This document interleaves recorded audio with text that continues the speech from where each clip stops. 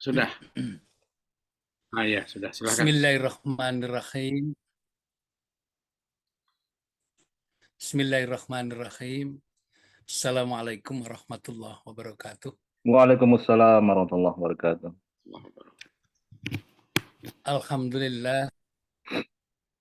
Alladzi nahmadu nasta'inu wa nastaghfiru wa nastahdi wa natubu ilaihi wa na'udzubillah min syururi anfusina wa min sayyiati a'malina.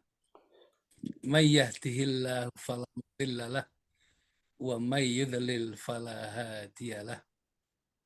Asyhadu an la ilaha illallah syahadatan tuwahhidul ummah wa anna Muhammadan abdu wa rasuluh alladzi la nabiyya ba'dah. Ikhwani fillah rahimakumullah, usikum wa iyaya bitaqwallah haitsu yaqulullah subhanahu wa ta'ala fi kitabil karim, ya ayyuhalladzina amanu ittaqullaha haqqa tuqatih wala tamutunna illa wa antum muslimun. Wa ba'du, sahabat-sahabatku sekalian, para duat, para mujahid di jalan Allah, harapan besar saya dan kita semuanya adalah mudah-mudahan kita senantiasa dalam lindungan Allah dan penjagaannya, dalam inayahnya, sehingga terus tidak berhenti di dalam memperjuangkan kalimat tauhid di bumi Allah yang kita cintai ini. Saudara-saudara, ada fenomena yang cukup menjadi beban pikiran kita, yaitu kita menyaksikan tidak sedikit orang yang dahulu kita saksikan begitu gigih memperjuangkan Islam, tiba-tiba berubah. Kita juga menyaksikan betapa krisisnya moral, sehingga kita disuguhi pemandangan-pemandangan yang sangat menyayat hati, kezaliman, kemaksiatan, kedustaan, kecurangan, dan lain sebagainya.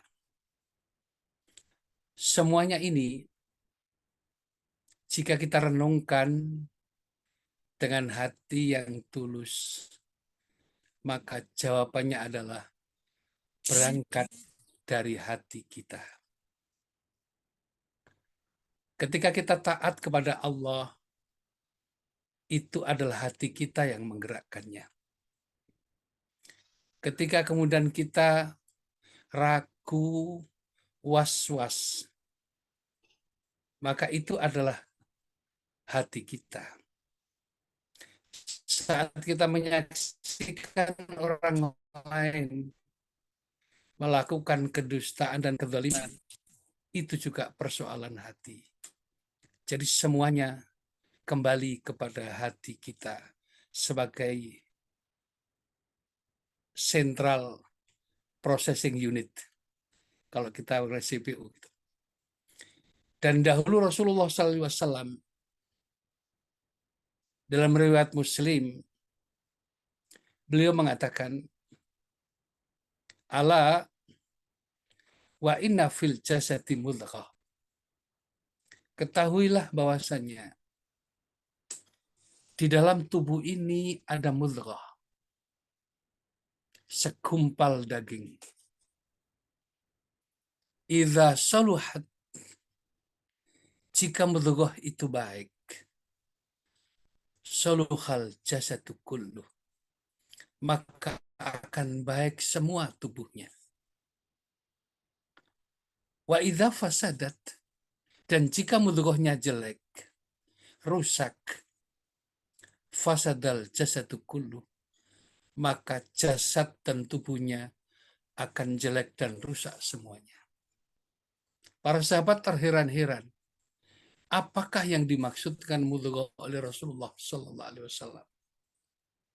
Di saat itu, sebelum teknologi ditemukan, sebelum lompatan-lompatan sains dan ilmu pengetahuan, Rasul mengatakan, ala wahyal qalb.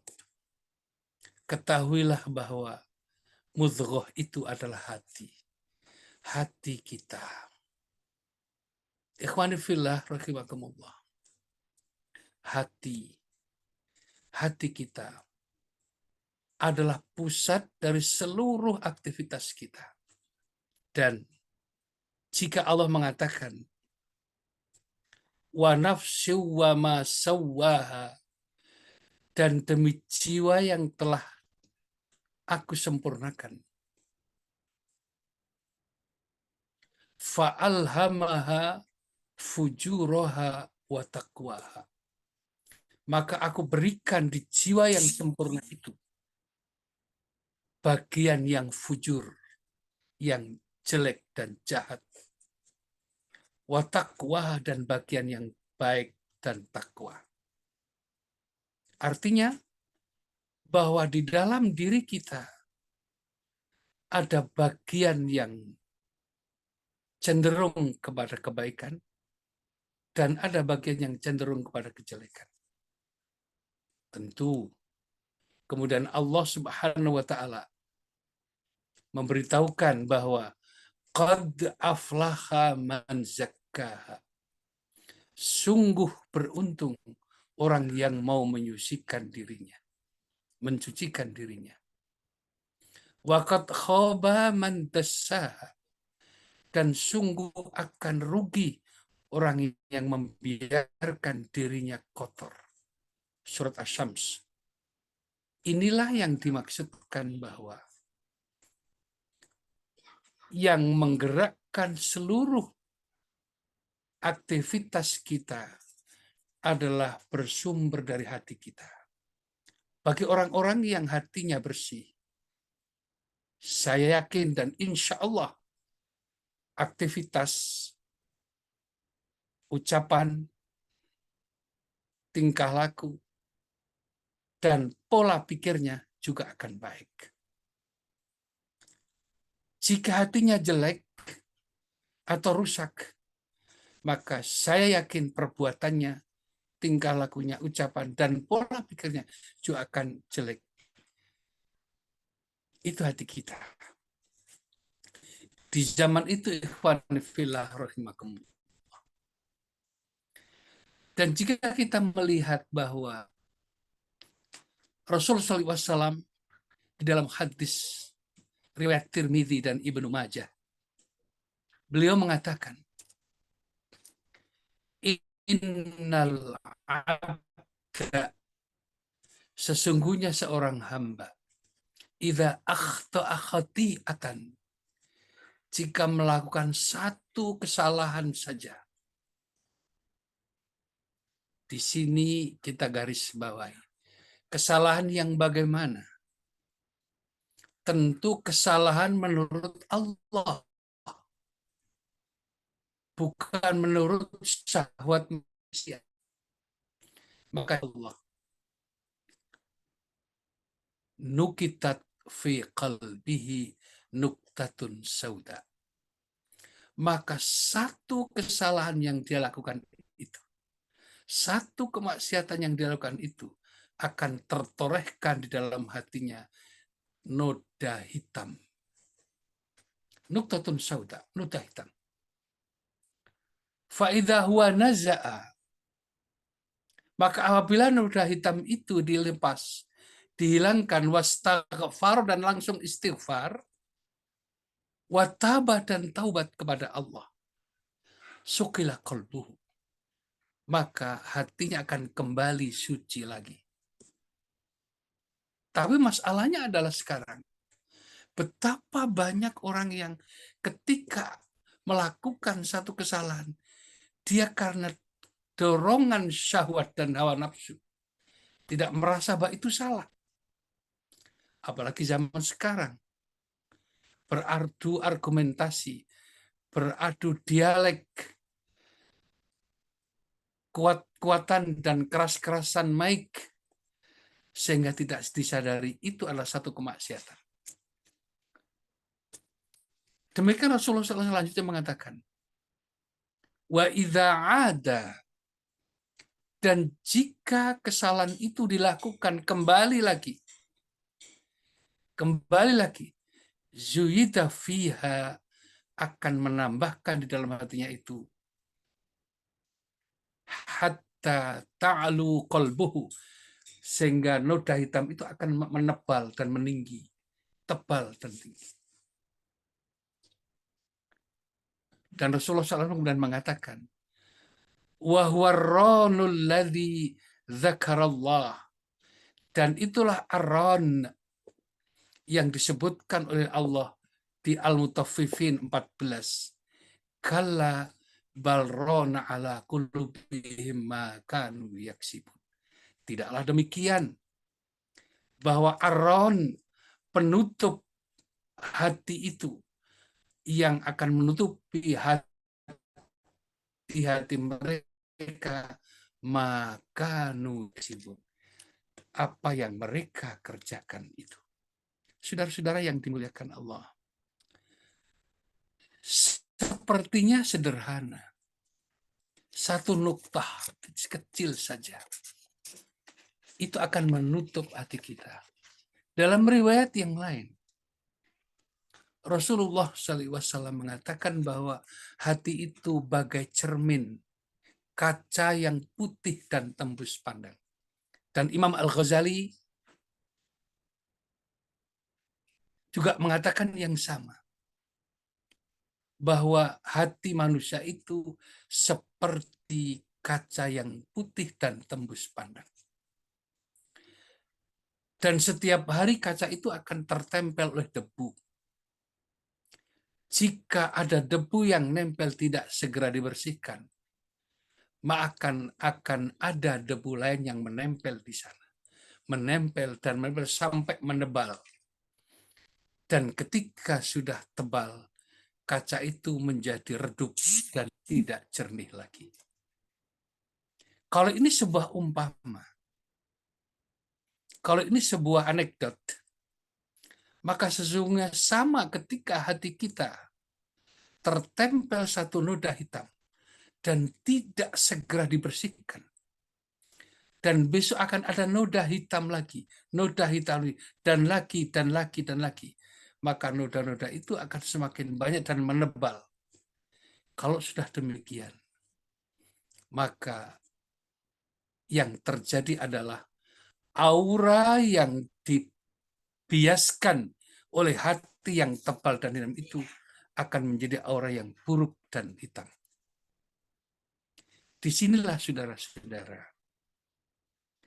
maka kita kemudian menemukan kenapa kita sering cenderung curiga kepada saudara kita.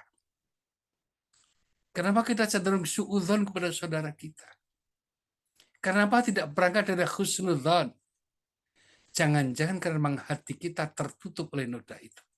Sehingga yang putih terlihat hitam karena kacamata yang kita pakai hitam. Jangan-jangan karena kita adalah rasa hasud dan dengki, dan itu adalah noda hitam, maka melihat orang lain menjadi jelek dan kita musuhi. Na'udzubillahi min dzalik. Saudara-saudara yang dimuliakan Allah, inilah rupanya yang menjadi persoalan umat kita sekarang ini. Tidak hanya dimonopoli orang lain di luar Islam, tapi di dalam tubuh Islam sendiri. Organisasi Islam, partai Islam, kemasyarakatan Islam juga nilainya sama. Kita temukan kadang-kadang kita saling gontok-gontokan, saling curiga, dan tidak bisa bersatu dalam bingkai Al-Quran dan Sunnah Rasul. Karena ada syahwat, dan syahwat itu menguasai orang kita, menguasai saudara kita, lalu noda hitam itu akan mewarnai pandangan hidup kita dan pandangan penglihatan kita. Jadi kalau begitu, kunci yang pokok adalah pada hati kita. Kita bersihkan. Saudara-saudara yang dimuliakan Allah, Abu Musa al-Ash'ari, beliau menceritakan ketika seorang Badui datang menemui Rasulullah SAW. Dan beliau bertanya, "Ya Rasulullah, rajulun yuqatilu lil maghnam." Ini ada seorang laki-laki yang berperang untuk rampasan perang. Artinya untuk memperoleh harta. Saudara-saudara, yuqatilu fisabilillah. Berperang di jalan Allah. Sudah pasti melawan orang kafir. Jihad namanya. Tapi jihad yang diikuti itu adalah lil maghnami, untuk mendapatkan harta. Warrajulun yuqatilu lidzikri. Dan ada seorang lagi yang berperang melawan orang kafir itu untuk memperoleh popularitas. Warrajulu, dan satu lagi ya Rasulullah, yuqatilu liyara makanahu. Dan yang ketiga, ada orang yang ikut berperang melawan orang kafir, tapi dia berperang untuk mencari kedudukan, untuk melihat dapat apa, posisi apa nanti itu. Saudara-saudara yang dimuliakan Allah, si Badui kemudian bertanya, "Faman fi sabilillah ya Rasulullah?" Siapakah di antara orang tiga itu yang masuk kategori kelompok sabilillah? Saudara-saudara yang dimuliakan Allah, itu zaman Nabi. Perang di zaman Rasul SAW melawan orang kafir jelas. Zahirnya jelas itu jihad. Barangkali kalau kita korelasikan dengan kehidupan kita sekarang, tidak ada perang melawan orang kafir. Tapi ada jihad dalam kemasyarakatan kita, organisasi kita. Maka saya yakin bahwa di dalam kelompok-kelompok yang saya sebutkan tadi, pasti ada yang menghendaki bertujuan mendapatkan kekayaan atau harta, mendapatkan kedudukan, mendapatkan popularitas. Walaupun zahirnya kelihatan seperti itu. Ikhwani fillah rahimakumullah. Apa jawaban Rasulullah SAW? Subhanallah. Dengan tegas dan santun. Qala,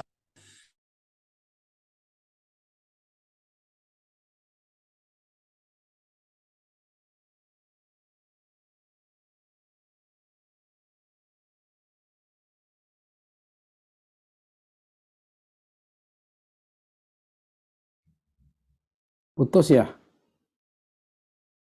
suara Pak Kiai. Frozen, Ustaz. Kelihatannya ya ada masalah sinyal. Karena masih ada gambarnya, tapi suaranya hilang. Berarti ini frozen, terputus. Karena sinyal yang biasanya. Sinyal jelek. Kita tunggu beliau, mungkin nanti kelihatannya harus keluar dan masuk lagi. Karena pakai HP kelihatannya, Ustaz.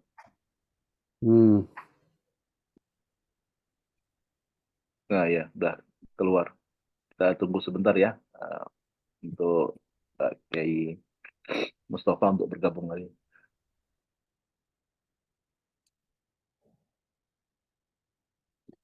Mbak Kiai Fatur Rahman lagi di mana tuh? Di jalan mana? Ya, di jalan Ustaz. Di daerah mana tuh? Sarjo Ustaz. Oh, dekat-dekat situ. Ya, Sarjo. Habis Ustaz ngasih kuliah Ramadan. Utum Ramadan. Raweh. Ustaz Fatur, apa kabar? Alhamdulillah, baik, saya. Alhamdulillah. Mana Iya. antum? Baik semua ya. Alhamdulillah. Ini ada Ketua Dewan Dakwah Jawa Timur, Pak Dr. Kiai Haji Fatur Rahman. Ada Sekum Jawa Timur ya.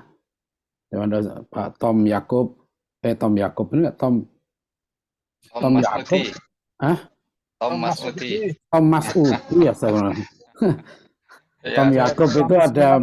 ada pendeta Katolik atau pastor Katolik penulis terkenal, Tom Yakub. ya. Saya adiknya Tom Lembong ini. Oh, adiknya. Ini ada Ketua Dewan Dakwah Jawa Barat, ya, Ustadz Muhammad Roin. Ada dari Bengkulu, Ustadz Simbuldin. Assalamualaikum, Ustaz. Waalaikumsalam, Masya Allah. Ini rutin terus nih Pak Simbuldin hadir terus 3 hari ini. Belajar, cari ilmu terus. Pak Iskandar gimana kesehatannya? Udah lumayan, Tat.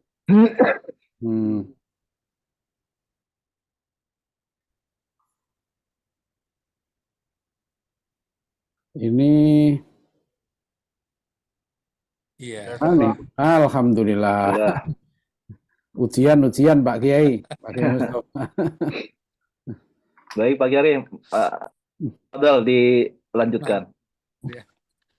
Baik, mohon maaf. Ikhwan fillah rahimakumullah. Jadi setelah itu, ini jelas, barangkali kalau kita korelasikan dengan kegiatan kita aktif di masyarakat, di organisasi, kelembagaan, dan apa saja yang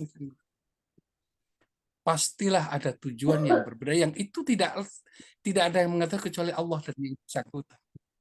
Maka beliau selalu mengatakan, man qatala litakuna kalimatallahi al-ulya fahuwa fi sabil.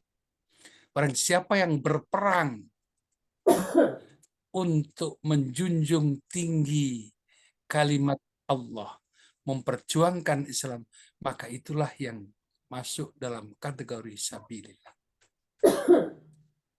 Ikhwani fillah rahimakumullah. Barangkali boleh kita saksikan apa saja, di mana dan bagaimana saja. Tapi yang paling esensial adalah hati kita dan niat serta tujuan kita dalam beraktivitas itu. Disinilah maka kita harus menjaga hati itu supaya terus tidak dibelokkan oleh setan atau hawa nafsu kita.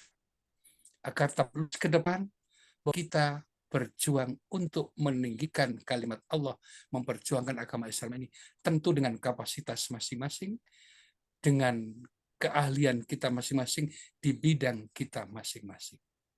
Jika ini kita lakukan, maka insya Allah semuanya akan bernuansa ibadah dan indah rasanya hidup. Saudara-saudara yang dimuliakan Allah, itu hati kita. Jangan biarkan ternoda oleh hawa nafsu. Itu hati kita, jangan biarkan hitam dan dihitamkan oleh setan dan dihitamkan oleh hawa nafsu kita sendiri.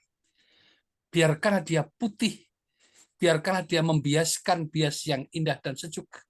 Biarkanlah dia membias yang diridhai oleh Allah dan orang lain bisa memanfaatkan, mengambil manfaat, beristifadah dari apa yang kita lakukan itu. Maka dengan demikian, apa yang kita kerjakan, sekecil apapun, dimanapun, kapanpun, akan bernilai di hadapan Allah Subhanahu wa Ta'ala. Ikhwani fillah rahimakumullah. Gangguan lagi kayaknya ini. Lanjut Ustaz, masih terdengar cukup bagus. Ya. Ya. Saudara-saudara yang dimuliakan Allah, teringat Rasulullah SAW. Beliau mengatakan bahwa innallaha la yanduru ila ajsamikum wala ila suwarikum. Sesungguhnya Allah tidak melihat kepada gambar dan bentuk tubuhmu itu. Postur tubuhmu bukan. Wala ila suwarikum, dan juga tidak pada warna kulit. Rasul tidak melihat apakah itu pejabat, kaya, kota, desa, bukan itu. Dan Allah nggak melihat itu. Walakinnallah yanduru ila qulubikum wa a'malikum. Akan tetapi Allah hanya melihat hatimu dan perbuatanmu yang teraplikasi dan bias dari hati kita yang bersih. Maka saudara-saudara, di dalam mengemban tugas dakwah ini adalah pekerjaan yang mulia. Mungkin tidak setiap yang kita lakukan diterima dengan baik oleh orang lain. Mungkin juga tidak setiap orang ridho akan perbuatan kita. Tapi selagi kita berjalan di atas jalur Allah, di bawah kendali Al-Quran Sunnah Rasul, maka kita yakin bahwa yang kita kerjakan adalah untuk meraih ridha Allah Subhanahu wa Ta'ala. Karena Rasul saja juga ditolak. Rasul saja juga ada yang memusuhinya. Rasul juga diusir dari Mekah. Apalagi kita. Apalagi kita sudah pasti di kiri kanan kita dan belakang kita akan terus ada seperti itu. Maka ikhwan fillah rahimakumullah, kuatkan hati, luruskan niat, dan jangan dinodai hati kita dengan noda-noda hitam yang kelak akan mengotori jiwa kita, mengotori hati kita. Aku qouli hadza astaghfirullahaladzim. Assalamualaikum warahmatullahi wabarakatuh. Waalaikumsalam warahmatullahi wabarakatuh. Allah wabarakatuh. Jazakallah khairan katsiran Pak Yai atas tausiahnya malam ini. Ini sebagaimana disampaikan juga nih oleh ketum tadi ini di grup, membahas soal hati ini luar biasa krusialnya dan pentingnya, dan seperti yang tadi Pak Yai sampaikan di dalam cerita tausiahnya, kadang orang, bukan kadang ya, sering kemudian luput dan bahkan kemudian menyalahgunakan sehingga kemudian hati itu tidak terjaga gitu ya, sehingga kemudian maksiat ya, semua sifatnya yang melanggar syariat itu pun dilanggar dengan mudahnya. Syukran Pak Yai atas masukannya, dan kita Ustadz barangkali sebelum ada ini barangkali bisa ditawarkan, tapi saya mintakan ke Ustadz Adian dulu, barangkali ada tambahan atau ada review, nanti mungkin bisa satu Saya tempat menggarisbawahi saja yang disampaikan Pak Kiai ini penting sekali untuk kita semua keluarga besar Dewan Dakwah ya, karena ini juga pesan Pak Natsir yang disampaikan, bahkan itu khusus Ustadz Syuhada Bahri sebelum beliau wafat ya, beberapa hari itu masih WA saya ya, salah satu pesan Pak Nasir itu adalah ada 3 ya. 1, selalu jaga keikhlasan dalam dakwah. Kedua, kata Pak Nasir, kita harus tahu sekarang ini pukul berapa. Saya memaknai itu ya, kita harus tahu sekarang ini kita berada di mana ya, dan dalam kondisi apa. Ya, kita tahu situasi lah dalam dakwah ini, kita tidak berdakwah di ruang yang hampa. Ya, kita tahu kondisi dan situasi, sehingga Pak Nasir sangat menekankan dakwah bil hikmah ya. Beliau bahas masalah hikmah ini panjang sekali di buku Fiqhud Dakwah itu. Kemudian yang ketiga, kata Pak Nasir, kita harus selalu berbenteng di hati umat. Nah, itu 3 pesan beliau. Saya teringat juga Kiai Haji Najih Ahyad ya Allah yarham, itu beliau waktu itu seingat saya beliau menyebut itu hadis, tapi saya belum ketemu ya, an-nasu kulluhum halkah illal alimun wal alimun kulluhum halkah illal amilun ya, wal amilun kulluhum halkah illal mukhlisun ya, wal mukhlisuna fi khatar. Nah, tapi saya cek barusan di berapa web ya, itu kata-kata Imam Al-Ghazali ya kan, halakan nasu kulluhum, athar ya, dari siapa, dari tabi'in atau sahabat ya? Tabi'in, bukan hadis ya. Tabi'in ya. Ya, jadi kalau di satu ini saya baca dari kata Imam Al-Ghazali, halakan nasu ya kulluhum illal ulama. Ya. Wa halakal ulama kulluhum illal amilin. Wal amilun kulluhum wa halakal amilun kulluhum illal mukhlisin ya, wal mukhlisuna ala khotorin azim. Nah, ini tadi yang dijelaskan Pak Kiai ya. Memang ikhlas itu nggak mudah. Ya, jadi kita harus selalu mengevaluasi, menjaga niat kita supaya ya termasuk mencari ilmu, ya ibadah di bulan Ramadan ini semuanya menjadi amal soleh. Karena kalau salah niat, ya, sedangkan amal itu kita dapatkan dari niat kan, ya apa namanya, kata Rasulullah SAW, makanya itu diletakkan di hadis pertama oleh Imam An-Nawawi dalam Arba'in Nawawiyah ya. Innamal a'malu bin niat wa innamal likulli imri'in manawa ya, likulli imri'in bagi setiap orang itu manawa apa yang dia niatkan.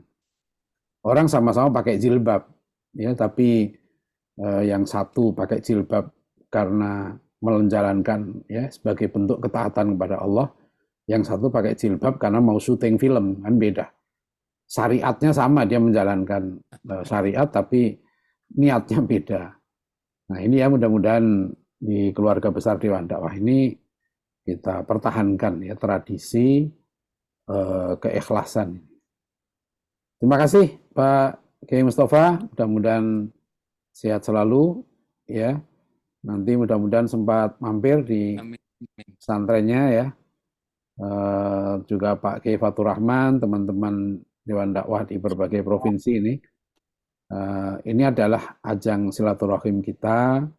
Jadi selama Ramadan ini mohon disempatkan ya, apa namanya, sore ya, 4:30 sampai 5:30 waktu Indonesia Barat, dan malam ini ya jam berapa, pukul 9:30 sampai pukul 10 lah, lewat dikit gitu ya. Ya karena ini yang memberi tausiah ini bukan orang-orang sembarangan. Ini saya melihat ya, yang ngasih tausiah di Dewan Dakwah ini orang-orang yang bukan sekedar yang pembaca buku ya, tapi orang-orang yang sudah apa namanya bergelut dengan dunia aktivitas dakwah ini. Beda ya kalau orang dia beda dalam apa namanya, yang aktif dalam dunia dakwah ya, ya insya Allah yang keluar itu dari hatinya, ya dari hati para apa namanya aktivis dakwah yang sudah senior ya. Jadi makanya saya berharap ya para mahasiswa bisa mengambil kesempatan ini karena langka. Kita bisa ketemu tokoh-tokoh Dewan Dakwah dari seluruh Indonesia ini. Ya, nanti Ustadz Fatur Rahman nih disiapkan 1 sen ya. Sayang beliau ngisi kemana-mana malah di keluarga besar Dewan Dakwah nggak ngisi. Baik, akan kita cegat Ustaz untuk Iya. minta jadwalnya ya, Ustaz Fatur ya. Ya, Dia akan Insya Allah. dipaksa. ya, Kita alhamdulillah. kasih hadiah umroh lah insya Allah. Karena beliau ini kerjaannya umroh terus ya. Jadi kita hadiahi biar kata Ustadz Suhada dulu, karena beliau hampir tiap bulan ke Mekah katanya, dia candaannya ini sampai di situ malaikat udah negur aja katanya, lu lagi katanya. Gitu ya Ustadz Fatur Rahman, terima kasih, Masya Allah, sehat semua. Ya, silakan Ustadz Ustadz, kita segera tutup, akhiri ya, kita siap-siap untuk Baik, jazakallah khairan yang kasiran, lain.